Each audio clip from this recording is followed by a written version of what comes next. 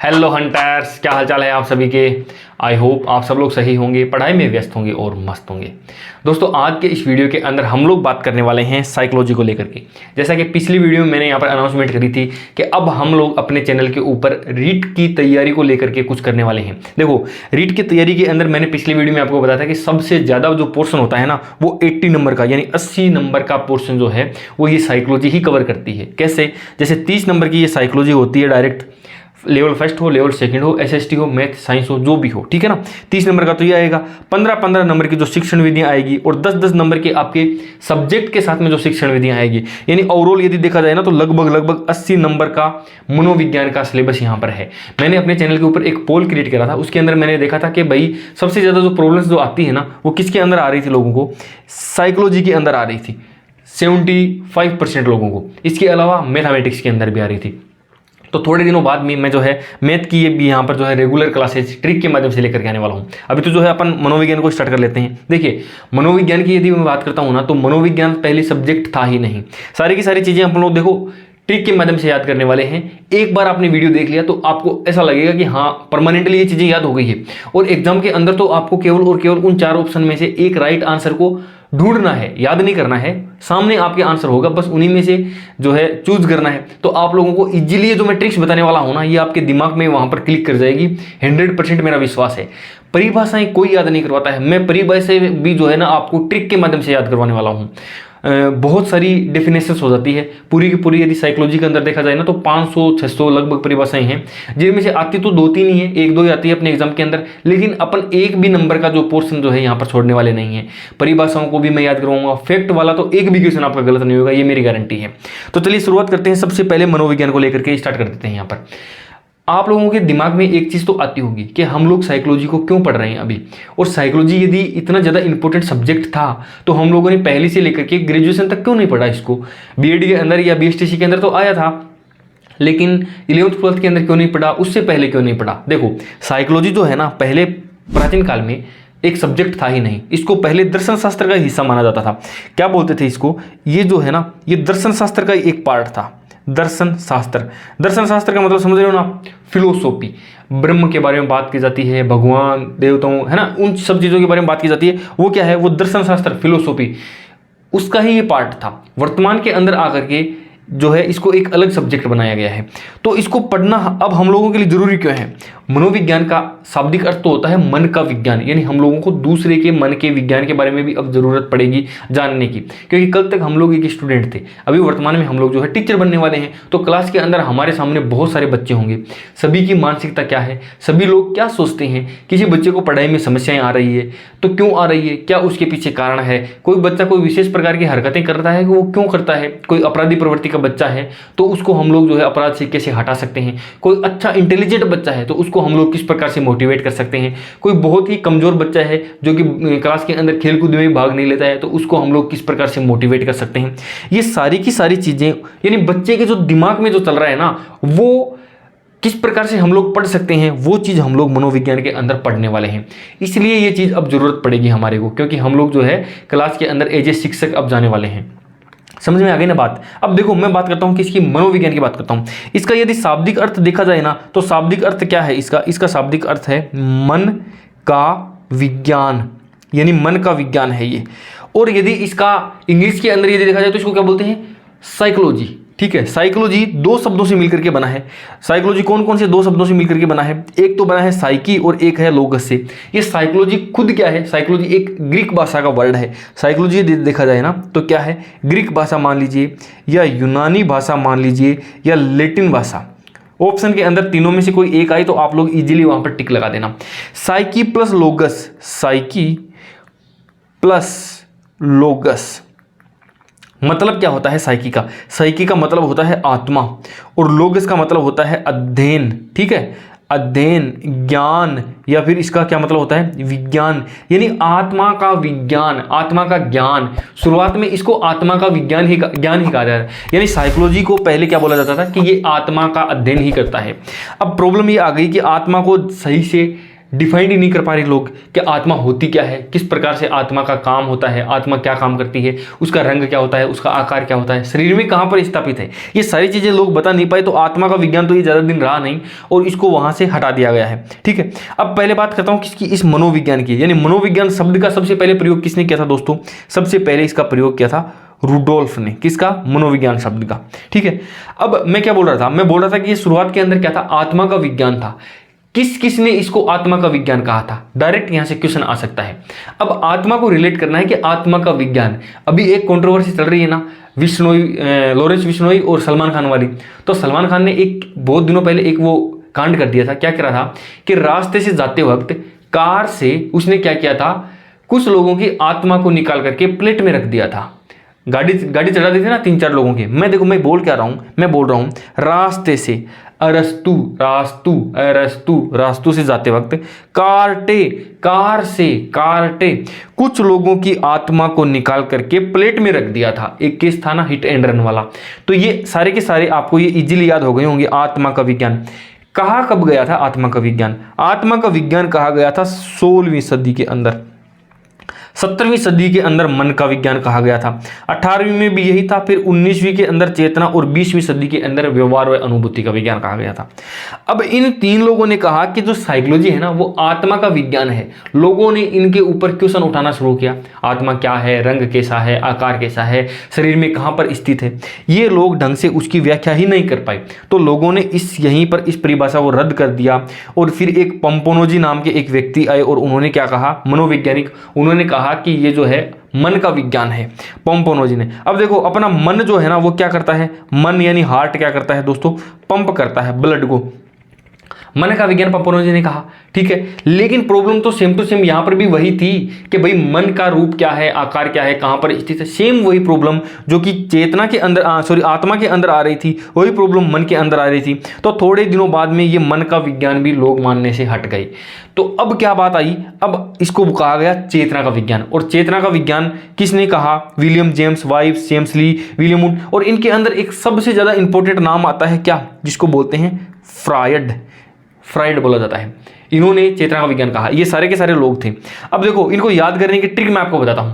एक जेम्स नाम का व्यक्ति था, उसकी वाइफ थी, वाइफ का नाम था चेतना। देखो जेम्स नाम का एक व्यक्ति था, उसकी एक वाइफ थी, वाइफ का नाम था चेतना। वो अपनी साली के साथ में बूट पहन करके चली गई। मार्केट में जब भी वो जाती थी ना तो वो इस जेम्स की साली के साथ में ही जाती थी, यानी दोनों बहनें जाती थी और वो बूट पहन करके जाती थी। देखो जेम्स की वाइफ चेतना और उसकी साली बूट पहन करके चली गई। ये फ्राइड वाला तो इतनी बार आगे आएगा ना कि आप लोगों को ये याद करने की जरूरत ही नहीं है। अब प्रॉब्लम यहां पर ये आ गई कि इसको चेतना का विज्ञान तो कहा गया, लेकिन लोगों ने कहा कि मन जो है, हमारा शरीर जो है, उसके अंदर एक अर्धचेतन अवस्था भी होती है, एक चेतन अवस्था भी होती है और एक अचेतन अवस्था भी होती है। तो केवल और केवल चेतन अवस्था या चेतन का विज्ञान इसको कहा जाना बिल्कुल सही नहीं है। ये बिल्कुल गलत बात हो गई।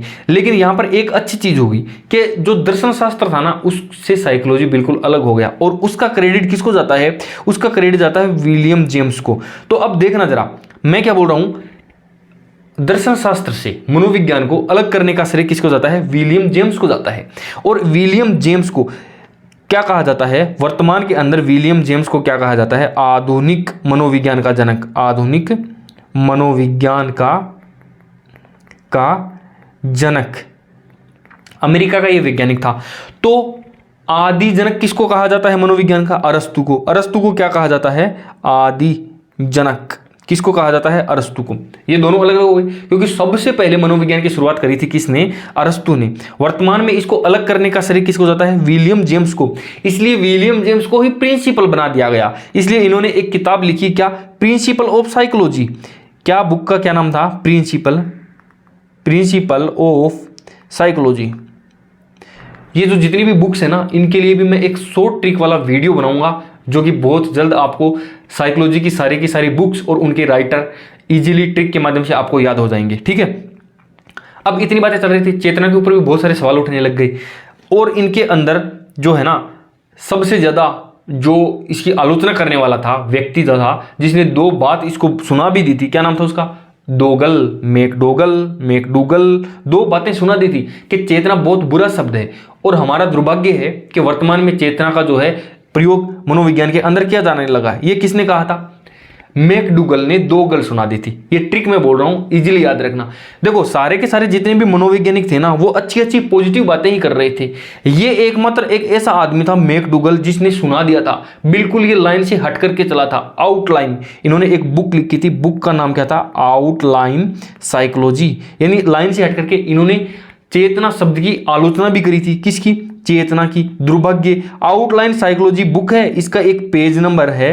पेज नंबर क्या है दोस्तों? पेज नंबर 16 के ऊपर इन्होंने चेतना को एक बहुत बुरा शब्द बताया था। ठीक है, अब बात करते हैं अपन किसकी? व्यवहार और अनुभूति का विज्ञान। 20वीं सदी के अंदर इसको क्या कहा गया है ना? व्यवहार और अनुभूति का विज्ञान। व्यवहार और अनुभूति का विज्ञान किसने कहा था? वॉटसन ने, वुडवर्थ ने, थॉर्नडाइक ने और विलियम मैकडूगल ने। ये चीजें ट्रिक की कोई ज़रूरत है नहीं, इनको तो हम आगे आने वाले समय में इतना डिटेल से पढ़ेंगे ना कि आपको ये इजीली याद हो जाएगा। व्यवहारवाद का जनक किसको कहा गया है? व्यवहारवाद का जनक ही इसको कहा गया था, वाटसन को। वाटसन को क्या कहा गया? व्यवहारवाद का जनक। और मैकडूगल को क्या कहा गया? मूल प्रवृत्ति का जनक। इन सबको हम लोग डिटेल से पढ़ने वाले हैं, वॉटसन को, वुडवर्थ को, थॉर्नडाइक को, विलियम मैकडूगल को। सो डोंट वरी, इनके लिए ट्रिक की जरूरत नहीं है। अब प्रॉब्लम कई बार ये आ जाती है कि जो लोग पहली बार साइकोलॉजी पढ़ रहे हैं ना, उनको ये याद नहीं रहता है कि पहले आत्मा का विज्ञान था, मन का विज्ञान था, चेतना का विज्ञान था। इनके लिए एक छोटी सी ट्रिक मैं बता देता हूं कि देखो, अपन लोग आम गर्मियों में चाव से खाते हैं ना, आम क्या करते हैं? चाव से खाते हैं। ये छोटी सी ट्रिक है, इससे क्या याद करोगे? आ से हो जाएगा आत्मा का विज्ञान, मैं से हो जाएगा मन का विज्ञान, च से हो जाएगा चेतना का विज्ञान और वह से हो जाएगा व्यवहार का विज्ञान। कब कब कौन सी सदी के अंदर? तो 16, 17, 18 को छोड़ देना, 19 और 20, ये याद रख लेना। 18वीं सदी के अंदर तो जो है इसको मन का विज्ञान ही माना गया था। इतना सा ये सारी की सारी चीजें आई होप आपको याद हो गई होगी। रास्ते से जाते वक्त कार से आत्मा को प्लेट में निकाल कर रख दिया था। मन हमारा पंप करता है। चेतना जो कि विलियम जेम्स की वाइफ थी, अपनी साली के साथ में बूट पहन करके चली गई थी। व्यवहार का विज्ञान या व्यवहारवाद का जनक वॉटसन, वुडवर्थ, थॉर्नडाइक, मैकडूगल 2 गल सुना दी थी, बिल्कुल लाइन से हट करके चला था तो आउटलाइन साइकोलॉजी। दर्शन शास्त्र से इसको अलग करने का श्रेय जाता है जेम्स को, इसलिए इनको आधुनिक मनोविज्ञान का जनक कहा जाता है। इन्हीं को प्रिंसिपल बना दिया, इन्होंने एक बुक लिखी प्रिंसिपल ऑफ साइकोलॉजी। अरस्तु जो है वो आदि जनक थे। छोटी सी चीजें थी। अब देखो इजी वे में आपको ये चीजें याद हो गई होगी डेफिनेटली। अब मैं एक बात बताता हूं आपको कि जब देखो मनोविज्ञान ने आत्मा छोड़ी, मन छोड़ा, चेतना छोड़ी, व्यवहार वर्तमान में है ये, तो ये जब सारी चीजें हो रही थी ना, तो कोई व्यक्ति जब अपनी आत्मा को छोड़ देता है यानी वो मर जाता है, तो क्या करते हैं? लकड़ी का एक वो कोफिन बना हुआ रहता है ना, क्रिश्चियन जो धर्म के अंदर लकड़ी का बना हुआ, वुड का बना हुआ एक कोफिन है, वो लेकर के आते हैं और उसके अंदर व्यक्ति को दफना देते हैं। मैं क्या बोल रहा हूं, देखना जरा, सुनना आप मेरी बात, कि सर्वप्रथम मनोविज्ञान ने अपनी आत्मा का त्याग किया, फिर इसने अपने मन का त्याग किया, फिर इसने चेतना को अस्वीकार किया और अब व्यवहार की विधि का विज्ञान है। ये बात किसने कही थी? ये बात कही थी इस लकड़ी के, किसी ने आत्मा को छोड़ दिया तो उसको लकड़ी यानी वुडवर्थ ने मनोविज्ञान की ये परिभाषा दी थी। ये आपको इजी वे में अब याद हो जाएगा। यानी आत्मा को छोड़ने की बात करते ही लकड़ी, कोफिन, आत्मा, वुड, ये सारी चीजें आपके दिमाग में इजी वे में आनी चाहिए। देखो अब बात करते हैं परिभाषा नंबर 2। अब समय आ गया है कि हम लोग परिभाषाएं याद करें। मनोविज्ञान से संबंधित 5-6 परिभाषाएं जो है इंपॉर्टेंट, वो सारी मैं आपको याद करवाऊंगा। एक तो आपको यहीं से याद हो गई। दूसरी बात करते हैं, देखो मनोविज्ञान व्यवहार का क्या है? धनात्मक विज्ञान है। मनोविज्ञान व्यवहार का जो है धनात्मक विज्ञान है। धनात्मक, धन का मतलब क्या होता है? पैसा होता है। और आपके पास में जितना भी पैसा है उसकी वाट कौन लगाएगा? आपका सन लगाएगा। देखो ये आपका सन है, ये कौन है? ये आपका सन है ऊपर बैठा हुआ। और आपके सारे के सारे पैसे की प्रॉपर्टी की वाट कौन लगाएगा? आपका वाट सन लगाएगा। वाट सन यानी वाट सन। धनात्मक, धन, जब आपके इस जो है इस परिभाषा के अंदर धनात्मक विज्ञान आ जाए ना, धन का जिक्र आ जाए ना, तो आपको सन याद आना चाहिए। मनोविज्ञान व्यवहार का धनात्मक विज्ञान है। अब बढ़ते हैं अपन आगे और नेक्स्ट। देखो इसके अंदर क्या है ना, मानव प्रकृति का अध्ययन करता है। मानव प्रकृति का अध्ययन करता है। पुराने जमाने में क्या होता था? नदियों से, तालाबों से पानी निकाल लेते थे। अब धीरे धीरे पानी खत्म होने लग गया, तो एक दिन मानव बैठा मन के अंदर, मन के विज्ञान में उसने प्रकृति का अध्ययन किया और सोचा कि यार ऐसे तो अपन प्यासे मर जाएंगे, तो क्या करें। उसने एक बोरिंग करवाया। बोरिंग, यानी ये परिभाषा किसने दी थी? ये परिभाषा दी थी बोरिंग। यानी प्रकृति का अध्ययन, मनोविज्ञान प्रकृति का अध्ययन यदि आ गया तो परिभाषा बोरिंग की है। इजी वे में आपको ये चीज याद हो गई होगी। परिभाषा क्या है दोस्तों? परिभाषा है मनोविज्ञान मानव प्रकृति का अध्ययन है या अध्ययन करता है। ठीक है, 3 परिभाषाएं याद हो गई। अब बढ़ते हैं आगे की तरफ। देखो, मनोविज्ञान मानव और पशु व्यवहार का विज्ञान है। मनोविज्ञान मानव और पशु के व्यवहार का विज्ञान है। मानव और पशु दोनों को डर लगता है। किस चीज से? गन से डर नहीं लगता है क्या? मार सकता है कोई भी आदमी। जिसका मनोवैज्ञानिक अस्थिर हो गया या मन का विज्ञान जिसका सही नहीं है, वो क्या करेगा? गन लेकर के आ जाएगा और मानव हो चाहे पशु हो सबको मारना शुरू कर देगा। किससे? गन से। इसका मतलब ये ट्रिक किसकी हो गई? मॉर्गन। देखो, इसका मॉर्गन लिखते कैसे हैं? ये लिखते ऐसे हैं, मॉर्गन। आप लोग याद कर लेना, मारगन से। ठीक है, अब देखना, ये जो परिभाषा मैं बता रहा हूं ना, same to same as it is ये आएगी अक्सर से है। यानी ये न आगे न पीछे, बिल्कुल एज इट इज अक्सर ऐसा आएगा, क्योंकि ये किसी का स्टेटमेंट है और इसको चेंज नहीं कर सकता है। तो आप लोग ये मत सोचना कि सर ये परिभाषा किसी दूसरी लैंग्वेज में आ गई, तो बिल्कुल नहीं, सेम टू सेम ये का ये आएगा वहां पर। तो आपको एक वर्ड पकड़ना है और उस व्यक्ति का नाम से उसको रिलेट कर लेना है, इजी वे में याद हो जाएगा। जैसे देखो, मानव और पशु की बात कर रहे हैं, गन से मार देंगे तो ये चीज मार्गन वाला याद हो जाएगा। अब वहां पर ये दिखते ही आपको याद आ जाएगा। जैसे प्रकृति का अध्ययन, बोरिंग याद आ जाएगा। धनात्मक विज्ञान या धन आ गया तो सन आ गया। आत्मा का त्याग आ गया तो लकड़ी, वुड का बना हुआ कॉफिन आपको याद आ जाएगा। ये सारी चीजें आपको याद आ जाएगी। अब बढ़ते हैं अपन आगे। जीवधारियों का व्यवहारिक विज्ञान है। अब जीवधारियों के अंदर जीव आ गया ना, जीव, जैसे जीवधारी और जैसे जिम्बार्डो। जितने भी जीवधारी हैं वो जिम्बा के लिए जिम्बार्डो। ठीक है, जिम्बार्डो। जितने भी जीवधारी हैं वो जीमने के लिए जाते हैं ना, तो जिम्बार्डो हो जाएगा। अब देखो, मनोविज्ञान आचरण और व्यवहार का विज्ञान है। किसी व्यक्ति का मनोविज्ञान अच्छा है तो उसका आचरण और व्यवहार भी अच्छा होना चाहिए। आचरण और व्यवहार अच्छा है तो उसका मनोविज्ञान भी अच्छा होना चाहिए। और जिस व्यक्ति का आचरण और व्यवहार अच्छा है ना, उससे कोई भी 2 बात तो कर ही लेगा। पंजाबी में बोलते हैं 2 गल तो कर ही लेगा वो। अगलना करिए प्यार दिया, 2 गलना करिए प्यार दिया। तो ये किसने परिभाषा दी थी ना? ये परिभाषा दी थी मैकडूगल।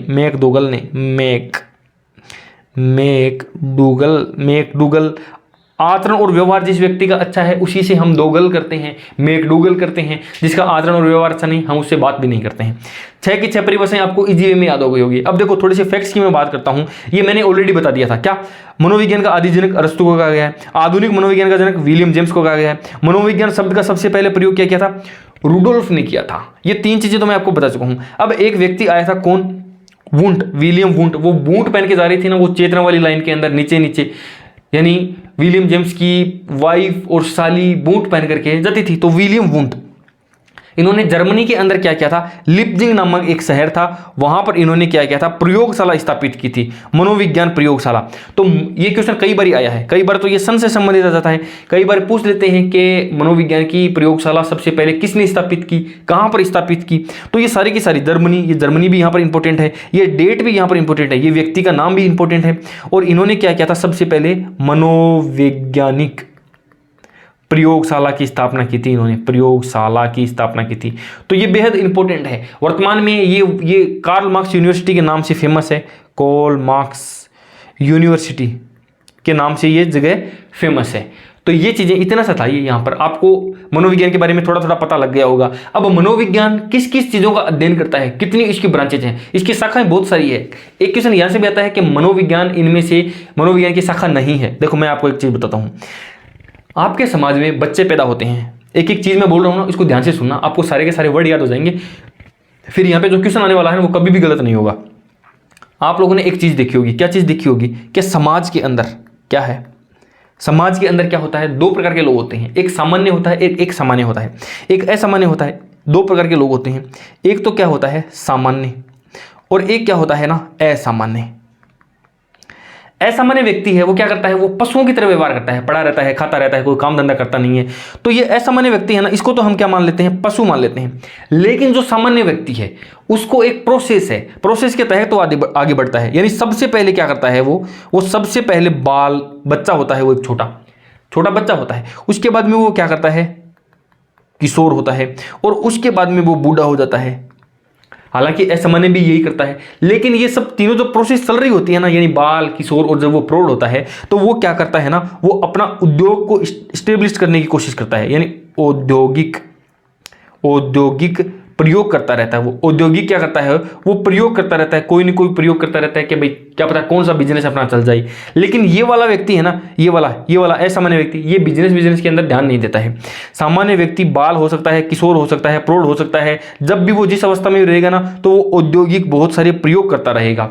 अपने पड़ोसियों को देखेगा, किसको देखेगा, परा, यानी दूर बैठा हुआ जो पड़ोसी है ना, परे बैठे हुए पड़ोसी को देखेगा कि उसका बिजनेस इतना अच्छा कैसे चल रहा है, परा, और उसके साथ में वो क्या करेगा, अपनी तुलना करता रहेगा हमेशा ही कि भाई वो क्या क्या टेक्निक अपना रहा है, हमें भी वही टेक्निक अपनानी चाहिए, या वो कौन सी नहीं अपना रहा है जो अपने को अपनानी चाहिए, तुलना करेगा। और उसके बाद में इसके बिजनेस में जो भी प्रॉब्लम आएगी ना, उसका वो क्या करेगा, निदानात्मक या उपचार करेगा, उसका उपचारात्मक निदान और उपचार करेगा। और उसके बाद में वो अपना विकास करेगा।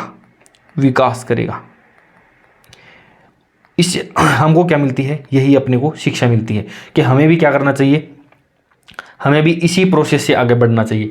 अब मैंने ये जो कहानी सुनाई है ना, इसके अंदर मनोविज्ञान की जितनी भी शाखाएं हैं, सबके नाम मैंने आपको यहाँ पर बता दिए। सुनना जरा, देखो सबसे पहले क्या होता है, सबसे पहला होता है समाज मनोविज्ञान, दूसरा क्या होता है, सामान्य मनोविज्ञान, असामान्य मनोविज्ञान, पशु मनोविज्ञान, बाल मनोविज्ञान या बाल विकास मनोविज्ञान, किशोर मनोविज्ञान, प्रौढ़ मनोविज्ञान, औद्योगिक मनोविज्ञान, प्रयोग मनोविज्ञान, प्रामनोविज्ञान, तुलना मनोविज्ञान, उपचारात्मक या निदानात्मक मनोविज्ञान और विकासात्मक मनोविज्ञान, और शिक्षा मनोविज्ञान, सबसे ज्यादा इंपॉर्टेंट शिक्षा मनोविज्ञान। यानी अभी जो अपन लोग पढ़ने वाले हैं ना, वो सारा का सारा किसके अंदर पढ़ने वाले हैं, शिक्षा मनोविज्ञान। टोटल कितनी ब्रांच हो गई, देखो 1 2 3 4 5 6 7 8 9 10 11 12 13 और ये 14, ये शिक्षा मनोविज्ञान सबसे ज्यादा इंपॉर्टेंट है। अब यहां पर क्वेश्चन कैसे आएगा एग्जाम में, क्वेश्चन आएगा मनोविज्ञान की शाखा नहीं है, उसके अंदर आ जाएगा एक तो औद्योगिक, एक आ जाएगा असामान्य, एक आ जाएगा आलोचनात्मक और एक आ जाएगा तुलनात्मक।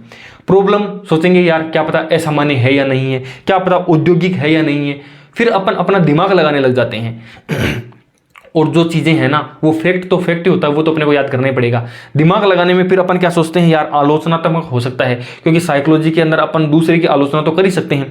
उद्योग के अंदर साइकोलॉजी का क्या काम है, ये नहीं होगा, इसको गलत कर देते हैं और अपना एक नंबर वहीं पर उठ जाता है। अपन लोग असामान्य के बारे में फिर उल्टा सीधा दिमाग लगाने लग जाते हैं।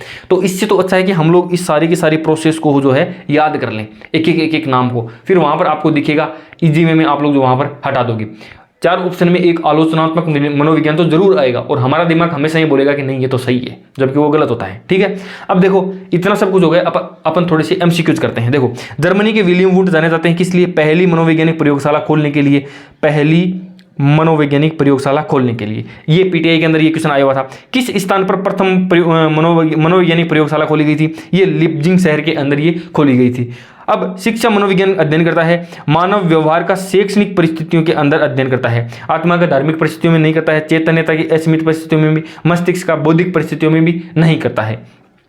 देखो ये क्या करता है, शैक्षणिक परिस्थितियों के अंदर मानव के व्यवहार का अध्ययन तो ये करता ही है। वर्तमान में मैंने क्या कहा था कि वर्तमान में व्यवहार का अध्ययन है, अब इसके आगे शिक्षा लग गया ना, इसका मतलब शैक्षणिक परिस्थितियों के अंदर भी जो है मानव का अध्ययन करता है। अब बढ़िए आगे, वर्तमान के समय में मनोविज्ञान है, मस्तिष्क का नहीं है, आत्मा का नहीं है, चेतना का नहीं है, व्यवहार का विज्ञान वर्तमान के अंदर है। ये पीटीआई के अंदर ये आया हुआ क्वेश्चन था। साइकोलॉजी शब्द की उत्पत्ति किस भाषा से हुई थी, लैटिन भाषा से।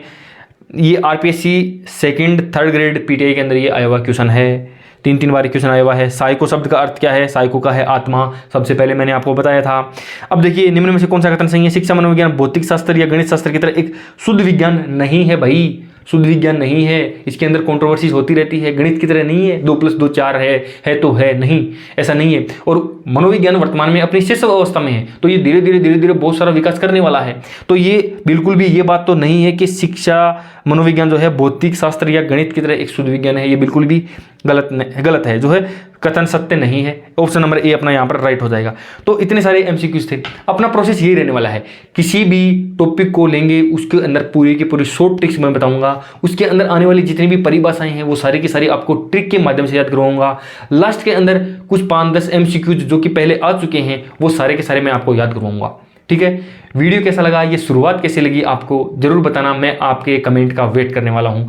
वीडियो यदि अच्छा लगा हो ना तो वीडियो को लाइक भी कर देना, हमारे को इसी चीज़ से मोटिवेशन मिलता है। आपको मोटिवेशन मिलेगा ये परिभाषाएं याद करने से, फैक्ट्स याद करने से, साइकोलॉजी के अंदर अच्छे नंबर्स आने से, रीड के अंदर अच्छे नंबर्स आने से आपको मोटिवेट मिलेगा। हमारे को मोटिवेट मिलता है आपके कमेंट पढ़ करके, और मैं हर एक कमेंट का जवाब देने की पूरी कोशिश करता हूँ। तो आप लोग कमेंट जरूर करना, आपका कमेंट मेरे लिए बहुत ज़्यादा इंपॉर्टेंट है। ठीक है दोस्तों, आज के लिए इतना ही, मिलते हैं किसी नए वीडियो में किसी नए टॉपिक के साथ, तब तक के लिए बाय बाय, टेक केयर।